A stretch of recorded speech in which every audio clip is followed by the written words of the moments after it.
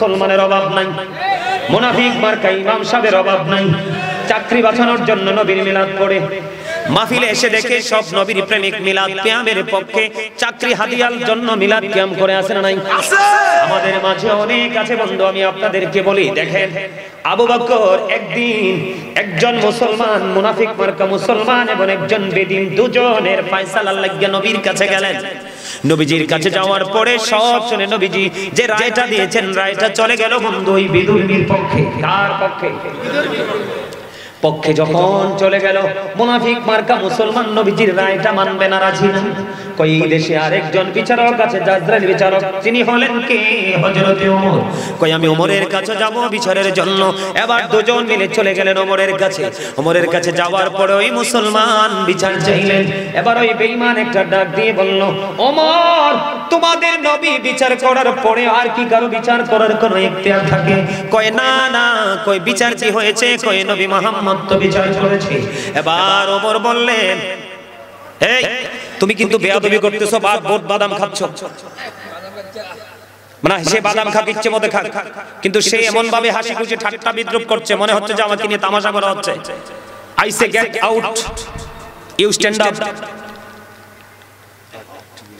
এটা কি বাদাম খাওয়ার জায়গা, রং তামাশার জায়গা? আমি বলছি না যে I say go to your seat, out of sight, don't disturb me.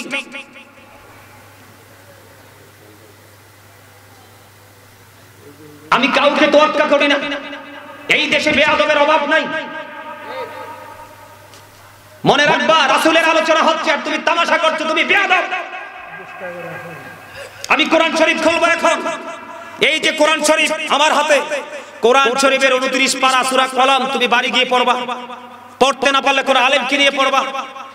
কোরআন শরীফের 29 পারা সূরা কলমের মধ্যে আল্লাহ রাব্বুল আলামিন বলেছে, ওয়ালিদ বিন মুগিরা যখন নবীর সাথে বেয়াদবি করেছে, আল্লাহ রাব্বুল আলামিন নিজেই তাকে 10টা গালি দিয়েছে। এর মধ্যে 10 নম্বর গালির খবর পেয়েছি কোরআন শরীফের 29 পারায় সূরা কলমের মধ্যে আল্লাহ রাব্বুল আলামিন বলেছেন, উতুল্লিং বাদা যালিকা জানিম, all that he is a bastard. আল্লাহ রাসূলকে বেয়াদবি, আল্লাহর হাবিবের সাথে বেয়াদবি করার কারণে আল্লাহ রাব্বুল আলামিন ওয়ালিদ বিন মুগিরাকে বলছে, তুই জারজ, তুই জারজ, তুই জারজ। তামাশা করতে জায়গা পাও না তোমরা? তোমরা রং তামাশা করতে, ডান্স দিতে, বাদাম খাইতে, চা খাইতে ইচ্ছে করে মাহফিলের প্যান্ডেলে আসলে 12 মাস কি করো? 360 রাত্রিতে কি করো? ঘরে মা আছে, বাবা আছে, ভাই বোন আছে, বিবি আছে, তাদেরকে নিয়ে খাও, মজা করো। ওটা তো করো না। রাসূলের সুন্নাত তো কোনটাই মানো না। আল্লাহ রাসূল বলছে, তুমি দোকানে চা খাইলে বিবিকে বাড়ির সাথে চা খাওয়াইবা, তুমি নিজে কাপড় পরলে বিবির জন্য নিয়ে যাবা, এটা তো করো না। তামাশা করো, কথা বোঝেন না? আল্লাহ রাসূল বলেছেন, believers love the profit, hypocrites don't love the profit. আমার নবী বলে দিয়েছেন, মুনাফিকরা আমি নবীকে ভালোবাসবে না, ঈমানদাররাই আমি নবীকে ভালোবাসবে। আল্লাহ বলেছেন, ইন্নাল মুনাফিকিনা ফি দারকিল আসফালি মিনান নার। আল্লাহ রাব্বুল আলামিন বলেছেন, the hypocrites will be in the lowest place of hell. আল্লাহ রাব্বুল আলামিন বলেছেন, মুনাফিকদের জন্য বরাদ্দ জাহান্নামের একেবারে নিকৃষ্ট জায়গা। সবচেয়ে বড় মুনাফিক হলো যারা নবী সম্পর্কে এখানে একটা বলে, ওখানে গিয়ে আরেকটা বলে। কথা বলেন না কেন? ইমামতি বাঁচানোর জন্য একটা বলে, মসজিদের মিম্বর ছেড়ে আরেকটা বলে। কথা বলেন না কেন? আরে জোরে দেখেন, আমার নবী ওমর বিচার করলেন। ওমর বললেন, তোমরা বসো, আমি আসছি। ভিতরে গেলেন, উন্মুক্ত তলোয়ার হাতে নিয়ে আসলেন। এসে সঙ্গে সঙ্গে মুসলমানের গলাটা কেটে ফেলে দিলেন। তোমার সামনে নবীর সাথে বেয়াদবি করলে, তামাশা বললে, তুমি বলো স্লিপ অফ টাং, অন্যথায় বলো জাস্ট মিস্টেক। তুমি ইমানদার? হ্যাঁ।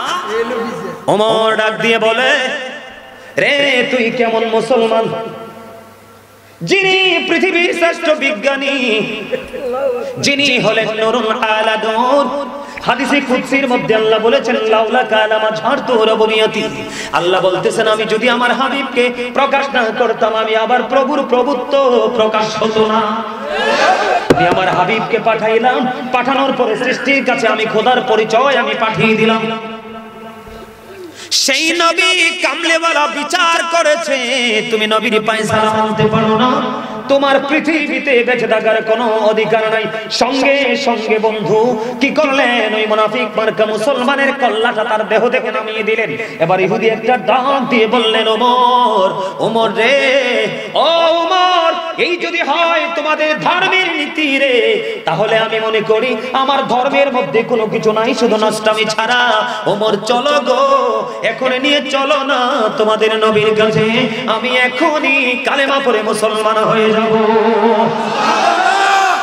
নবীর প্রেম দেখে, নবীর সততা দেখে, নবীজির মর্যাদা দেখে বেঈমান কাফের এখনো পর্যন্ত মুসলমান হচ্ছে। আর তুমি সলিমউদ্দিনের ফলা কলিমউদ্দিন গায়ে গতর একটু মোটা সোটা হইছো, বাপে সুদ খাইয়া ঘুষ খাইয়া কটা টাকা হইছে, মানুষ কি আর মানুষ মনে করো না? আলেমদেরকে পরোয়া করো না, আই ডোন্ট কেয়ার। আলেমরা কখনোই বড় লোককে তোষামত করে চলে না। আল্লাহ বলেছেন পৃথিবীর বুকে যেই বান্দা পাঠিয়েছেন এর মধ্যে আল্লাহকে যদি সত্যিকারের ভয় করে, তাহলে সেই ভয় আছে একমাত্র আলেমদের ঝিনায়। আল্লাহ বলেছেন ইন্নামা ইয়াখশাল্লাহা মিন ইবাদিহিল উলামা। আমার দিকে তাকান, আমি প্রেমের জগৎটা চেঞ্জ করে ফেললাম। আমি এখন যাব ভয়ঙ্কর নবী দুশমনদের কি পরিণতি হবে সেই দিকে। আমি হাদিসে যাব পড়ে। আল্লাহ রাব্বুল আলামিন বলেছেন ইন্নাল্লাযীনা ইউযুনাল্লাহা ওয়া রাসূলাহু লা'নাহুমুল্লাহু ফিদ দুনিয়া ওয়াল আখিরাহ ওয়া আ'আদ্দা লাহুম আযাবাম মুহিনা। আল্লাহ রাব্বুল আলামিন বলেছেন আল্লাহ এবং রাসূলকে যারা কষ্ট দেয় আল্লাহ তাদেরকে দুনিয়া আখিরাতে লানত দিয়েছেন। আর জোরে বলেন নাউযুবিল্লাহ। আল্লাহ রাব্বুল আলামিন বলেছেন ওয়া আ'আদ্দা লাহুম আযাবাম মুহিনা, তাদের জন্য লাঞ্ছনাদায়ক শাস্তি প্রস্তুত করে রেখেছেন। তোমার কত বড় দুঃসাহস! আল্লাহ বলেছেন ইয়া আইয়ুহাল্লাযীনা আমানু লা তারফাউ আসওয়াতাকুম ফাওকা সাওতিন নবী। ঈমানদারদেরকে ডেকে ডেকে আল্লাহ বলেছেন তোমরা একজন আরেকজনকে যেভাবে সম্বোধন করে কথা বলো আমার নবীর সঙ্গে এমনি ভাবে কথা বলো না। নবীর কণ্ঠস্বরের উপর তোমার কণ্ঠস্বরকে উঁচু করিও না। আওয়াজ তুলে তুলে বলেন না আল্লাহু আকবার। নবীর হাদিসকে অ্যাভয়েড করে, বয়কট করে, ইশারা ইঙ্গিতে কৌশলে এমন আছে না নাই? আছে। আরে জোরে বলেন না আছে। আমরা নবীকে ইজ্জত করলে, সালাম দিলে বন্ধু অনেকেই বেদাত বলে, বেদাত ফতোয়া দেন না, আছে না নাই? আছে। আল্লাহ রাব্বুল আলামিন বলেছেন তুআযিরুহু ওয়া তুআক্কিরুহু। আল্লাহ বলেছেন help him and respect him. তোমরা আমার হাবিবকে সাহায্য করো এবং সম্মান করো। কে বলছে? আরো জোরে বলেন না কে? আরো জোরে বলেন না কে? বন্ধুরে আমার দিকে তাকান, নবীর সাথে বেয়াদবি করার কারণে কি পরিণত হলো? আমার নবী একদিন বললেন কাব ইবনে আশরাফকে হত্যা করার মতো কে আছো?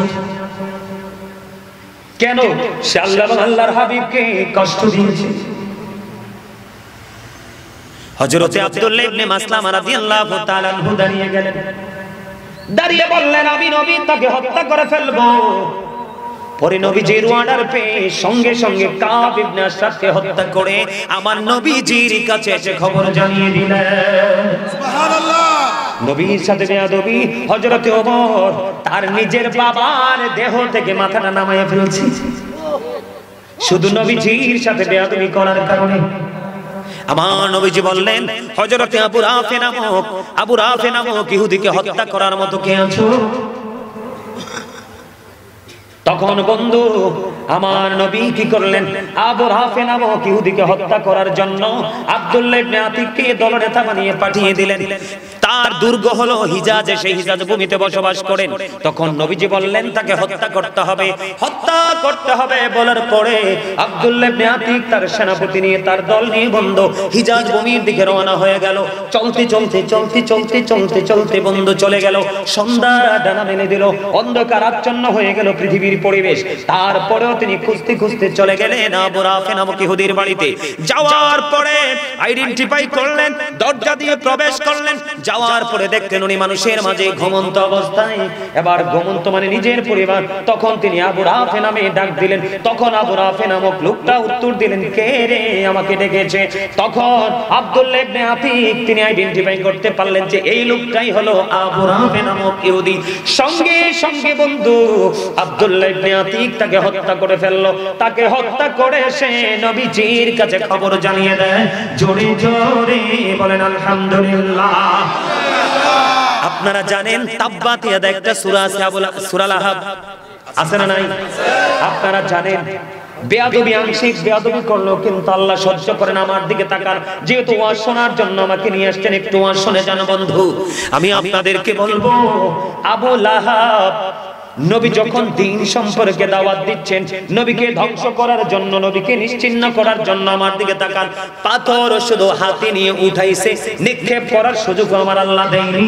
সঙ্গে সঙ্গে সূরা লাহাব নাজিল করে আল্লাহ রাব্বুল আলামিন আবু লাহাব এবং তার সব কিছু ধ্বংসের খবর জানিয়ে দেয়।